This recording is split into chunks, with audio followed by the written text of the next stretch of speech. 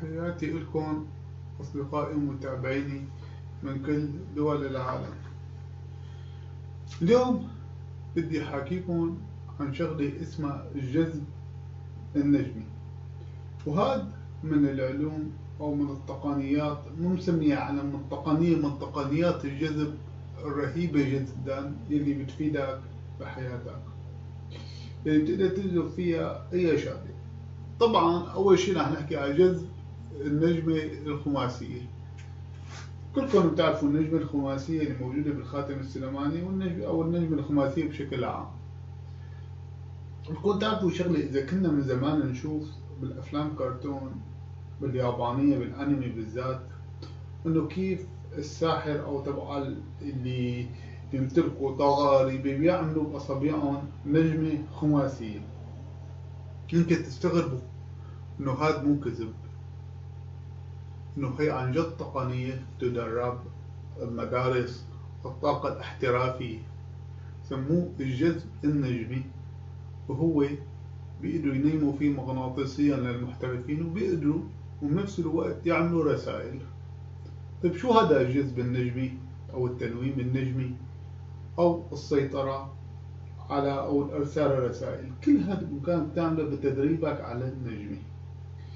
إذا بتشوفوا كان يقولوا الساحر من زمان يعمل حركات بيديه قبل ما ينيم الناس. هي من التقنيات كانت بتستخدم بعلم الحرف وبعلم الخط، اللي كانوا يكتبوا على الورق كيف يوصلوا للفكرة. هي نفسها بيستخدموها علم الرسوم، علم الطلاسم، هي نفسها تستخدم بالحركات اليد بقوانين الجذب. طبعا في كتير شغلات من شو اسمه من البرامج، من هالقوانين اللي بتقدر تستخدمها لتأثر أو توصل رسالتك. طيب كيف؟ أول شغلة بدك تدرب حالك في إلك تقنيتين. يا التقنية الأولى تمسك ورقة وقلم وتدرب حالك على النجمة، وهي مرحلة مبتدئة. المرحلة الثانية إنك تصير تعمل النجمة بالهواء. تحفظ إن كل ما بدك شغلة نجمة بالهواء. مثلا في شخص براسك، هلا في هون طريقتين. مثلا في شخص براسك بدك توصل له رسالة. في التقنية الأسهل إنك على النجمة بتحط النجمة وبتحط تكتب اسمه وبترسم شخص بيشبهه وبتحطه ببالك إنك تصل له الرسالة. وهي اللي بيستخدموها تبع علم الأحرف أو تبع علم الطلاسم. طبعا هون بدي أعلق على كلمة الطلاسم. الطلاسم شو هي المعنى الطلاسم؟ الطلاسم هي اللي ليش كان منعت من زمان الطلاسم أو اعتبروها محرمة؟ كان في طريقة بيحكوا أشخاص علوم ينقلوها من علوم من بعض لبعض، ينقلوها بطريقة الرسوم، بلغة خاصة اسمها لغة الرسوم. تمام؟ وهي لغة الرسوم بيجي يوم بعلمكم إياها. في إلها كذا لغة، هي بيكتبوا فيها الكتب القديمة، كانوا يكتبوا فيها الكتب القديمة والشغلات اللي ما بدنا حدا أحكيها. إجوا هدول الملوك واللي عليهم قيمة إنه هي لغة عم يكتبوا فيها ما نفهم شو بدهم الشعوب. الناس اللي هدول كانوا اللي عليهم مخل الأفكار، صاحبين أفكار ما في يا أخي، هدول بركي عم يكتبوا شغلة نحن ما بنفهمها. بيجيبوا مين اللقلوق رجل الدين. كلنا بنعرف انه دائما رجل الدين هو لقلوق او هو الذنب تبع مين؟ تبع الحاكم. يعني دائما رجال الدين هن الكلاب اللي بتعوي للحكام بكل زمان. بيجيبوهم لهدول شو اسمه الكلاب تبعون. اخي بدنا نخلص من هدول العلماء والمفكرين اللي عندهم شغله بيكتبوا برموز احنا ما بنعرفها. بيطلعوا فتاوي ويطبقوا كلمة من هون كلمة من هون، بيطلعوا فتاوي انه كل واحد بيستخدم بهالرموز فهو حرام وغضب الله ما غضب الله، بيطبقوها. هي اللعبة لعبت بالعصور الوسطى بأوروبا، وكانت سبب انه كل واحد بيستخدم الرموز هي يعتبروه ساحر مشان يقضوا على كل علماء العصور الوسطى، وصار الكنيسة هي المسيطرة. هي نفسها اللي استخدموها حكامنا العرب بالسيطرة على مين؟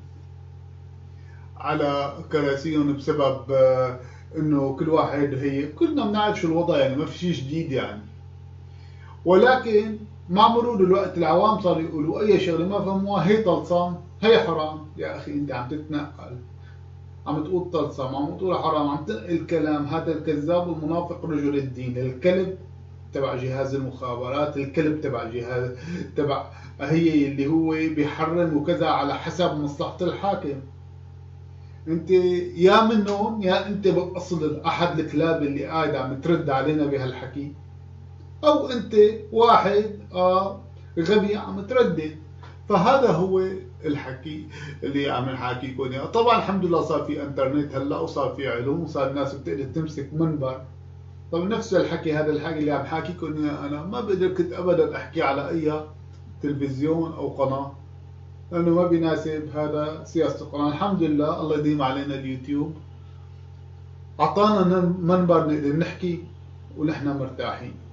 طيب شو بنقدر نعمل الطريقة الثانية؟ انك باصبعتك بامكانك تتدرب، باصبعتك تتدرب على النجمة، وجوا تحط جواتها الشخص اللي بدك اياه. طبعا بيجي شخص ممكن يقول لك طيب انت بدك تحط هذا جوا، طيب هذا معناته اسمه سحر. لاسألكم سؤال، يعني وقت بيطلع واحد مثل عبد الناصر وخسران بهزيمة إلى أول ما لآخر بالنكسة بال67، وبيطلع بيقول لهم أنا من الشعب وما بعرف وبدي أرجع وما بعرف شو، وبيجي شخص مثل هذا اللي هو لازم يكون بدولة متقدمة، دولة متقدمة إذا وزير غلط غلطة بيجيبوا أجله. هذا عامل نكسة للعرب، جايبنا أرض. وإذا بعدين الشعوب كلها فزت وصار يقولوا ناصر وناصر، بالله عليكم هذا منيم الناس مغناطيسيا لشبعان هو ورئيس مخابراته صلاح نصر؟ وعد هدول معلش يعملوا كل شيء حلال، اما نحن اذا عملنا نجمه نبيع منتج عنا، لما نحن تكون طاقتنا اقوى من شخص ثاني، اكيد انا بحب تكون طاقتي اقوى من فلان وانت بتحب تكون طاقتك اقوى من فلان. شو عم ندرس؟ طيب انت وقت عم تتعلم، وقت عم تلعب رياضه ويصير لك عضلات، مو مشان انت تدافع عن حالك؟ وقت بيجي نصاب بده ينصب عليك، مو انت بدك تحمي حالك ضد النصب؟ اكيد نحن بصراع، بس في صراع غير من خلال العلوم. وبقولكم يفضل لازم تكون انت نيتك ثمانية، انت مو تستخدم النجمة والله تقول لي انه بدك تدمر فلان او كذا. انا اكيد بقول لك انك بامكانك تستخدمها بالشر مثل اي شغله في العالم، ولكن شو بقول لك كمان؟ بقول لك في قانون الكارما والمصير. يعني انت اللي حتساوي حتلاقي. يلا انت بامكانك تستخدم اللون تبعي هي للشر، ما بقدر امنعك، بس بقدر اقول لك شو، ولا انت كمان بتدرس الكارما والمصير، انه اعمل وخبي. شو ما بدك خبي، شو ما بدك ساوي، في فعل وردة فعل، تمام؟ في نهاية إلى أول ما لآخر. فأنت شو ما ساويت في إلك نهاية. صدام حسين كان ما حدا يسترجي اسمه يجيبه، وينه صدام حسين؟ مات أبشع موته واندفن أحسن دفن. طبعا في ناس بيحبوه، هلا أنا ما لي علاقة فيه، بحبوه لما يكرهوه، أنا الزلمة لا بحبه ولا بكرهه. القذافي جننا، هو قاعد شايف حاله وقاعد عم هي كيف مات؟ خازوق فات خشب بقفاته،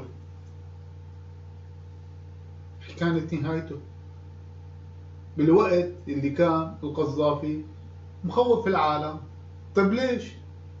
لأنه هو كم زلمة خوزق بحياته، كم عصاية فوتها بطياز الناس، وآخرتها بطيزه فاتت عصاية قتلته. صدام كم شخص قتلهم أولادهم، آخر شي مات أولاده قدامه منه. كارما عمال وكتر السنين عم تركض فينا، عم تقلب، شو ما بدك ساوي. انت مقتنع انك صح، حلال عليك. مقتنع انك غلط، في كارما وفي مصير، مصيرك جاي لك لو تأخر شوي. أمثال هتلر وأمثال صدام وأمثال شو اسمه القذافي والضغاة بالعالم، شو كانت نهايتهم؟ كانوا مفكرين إنه ما حدا حيقدر عليهم. الحجاج كان ما في قدم منه، عمل شغلات سيئة ما في، الكعبة قصفها آخر شيء، دودة ببطنه لحشته عذبته ورجته الويل. فأنت اعمل النجمة مثل ما بدك تكسر، بدك تطبش، بدك تجيب فلان، بدك اعمل اللي بدك، هي كارما. بنفس الوقت بإمكانك تعمل الشغلات بالخير وتعملها بالشغلات المنيحة. تمام. بإمكانك هلا تكذبنا وتقول طلاسم وسحرة عادي، رح يجي مين يحكي عليك ويقول انك سيء ويفضحك وينشر عرضك، ورح يطلع ناس من اهل بيتك ويخرسوك. شو بدك تساوي؟ الكارما والمصير. فهلا اعطيناكم جذب النجمي، مشان تجذبوا المال، تجذبوا الطاقة الإيجابية، تجذبوا الحب، تحطوا برمجيات. ما في مانع تتصارعوا بين بعض مين الأقوى بالطاقة، بس من دون ما تأذي حدا. يعني أنا وياك عم نتصارع على شو؟ إنه بذكائي وبذكائك وبطاقتي بطاقتك مين اللي يفوز بهالصفقة. ما في مشكلة. إذا أنت كنت أذكى مني وربحت فيها حلال عليك، وإذا كنت أنا أذكى علي حلال علي. هذا صراع شو عادي، مو تسابق. أنا بدي أوصل لمصاري أكثر منك، أنا بدي تكون سيارة عندي أحسن منك. صرت أحسن مني، ما صرت أحسن منك الله يبارك لك أو الله يبارك لي، عادي جدا. هذه البشرية كلياتها تشتغل عليها التنافسات، مثل التنافسات الرياضية. تمام. انا بدي افوز بصفقه، انت بدك تفوز بصفقه. انا بستخدم، واحد بيستخدم الايات، واحد بيستخدم شو اسمه الهندسه الكونيه، واحد بيستخدم التنويم كذا، كلياته هذا ما في مشكله. اما يجي يأذيك بصحتك، اخذ مالك، هذا في كارما. نهايتها مثل القذافي، نهايتك مثل صدام حسين، مثل هتلر، نهايتك مثل هدول المجرمين. قد مالك حتقوى مالك هتكون اقوى من هدول. طبعا بيجي واحد بيقول لي طيب انت بس جبت هدول؟ لا، بنجيب عالميا هتلر، وبنجيب كمان شارون اللي ذبح الناس كمان، بنضل بغيبوبة قديش. وبنجيب كان احنا عم نحكي على كل الظلم بكل المعتقدات، نحن ما اي انسان بيظلم البشرية ففي الله بالمرصاد وفي الكارما والمصير. مين ما كان. مو بس هيك، اللي بيظلم نملة، تعرفوا النملة؟ اللي بيكون ماشي بيشوف نملة بيتسلب فيها وبيدعسها من دون ذنب، هذا كمان احتمال يتدمر، لأنه هي كمان النملة لها حق عند الله، ولا حق بالكارما، ولا لها حق بالحياة. بجوز انت تقتل حيوان ظلم، تمام، ومين يبعث لك يدوقك نفس الجوعة بابنك؟ انت السبب. فهمت علي؟ انت السبب، انت اللي قتلت ظلم واعتديت على الناس ظلم. مثل ما بدك تصير خلاف بينك وبين الناس، مو مشكلة تنافس، ولكن مشكلة الإجرام، مشكلة دم. المشكلة انك تصير ظالم، تاخذ الشخص يلي بايده وتأذيه. اما انك مين اشطر، مين اقوى، مين كذا، هاي في شغلات نحن مع بشرية موجودة عادية، وهو التنافس. فنادى عنا هلا الجذب النجمي، عليكم رسم النجمة وتحطوا الفكرة اللي بدكم اياها وبلشوا بامكانك. مثلا مين شخص رفيقك بده اياه يتصل بالتليفون، بلشوا هي امسك عمل النجمة وقول له لرفيقك يتصل. اذا بلش رفيقك يتصل بخلال من 3 دقائق ل 10 دقائق بعد النجمة، بلشت انت تصير عندك جذب. بلش عندك بضاعة بدك تسوقها، يقول انه هي البضاعة بدها يسوقها ورسوم النجمة. بلش يكون واحد جاي من بعيد بدك تقنعه بالكلام، ما روح قلبها تيجي تقول له للجوزة يا جوزي اشتري لي الفستان، والرجال روح قلبه يقول لك الاواعي هدول شو بلا طعم يخرو، انا بدي اياكي من دون اواعي. شو بدي بالاواعي؟ وهي بدها تاخذ دواء مو مشان مشان قدام رفقاتها. ايه من حق اعملي له نجمه، معلش خليه يدفع له، تحسوس على دمه، يدفع له شو؟ هي احسن ما يجيب نابلسيه عند المسا ويقعد يكبر كرشه، يدفع له شويه مصاري للاواعي، معلش جذبه هي حلال، معلش. مرتك حلوه عم تتعب وعم تتحمل غلاصتك وعم تتحمل شو تساوي لك اكل، وعم هي يعني تجيب لها فستان وتنزل تدورها احسن ما تروح تدور صاحبتك، معلش نجمي للزلمه مو مشكله. تمام، بس مو كمان تربطي له عضوه وما يعود يرفع لا للخل ولا للخردل، لا ساعتها طلقيه احسن. تعملي له إيه، يشتري لك، يكون يفتح ايده عليك كذا، ايه بصير. والرجال مرته لسانه طويل، نجم لها نجم لها يا خليها تخف شوي لعي، او تروح تلعي عند جارتها، تلعي عند امها، مو تلعي بخلقتك. تحكي على امك نجيب لها لسانها من دون ما تلعي على امك او على عيلتك. هو الاصول انت اذا الرجال ما تخليها تلعي، تخرسها من اول يوم، بس يعني شي رجال بتكون كسرت ايده وظهره، ايه نجم لها اياها مو مشكله.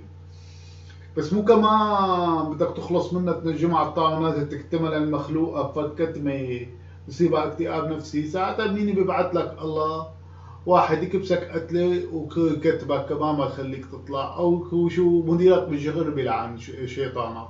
فنصها كيف شي منه ولا كله. كونوا بخير. الدرس الجاي نعطيكم شغله جديده، اذا عجبتكم نوعيه الدروس حبيباتي.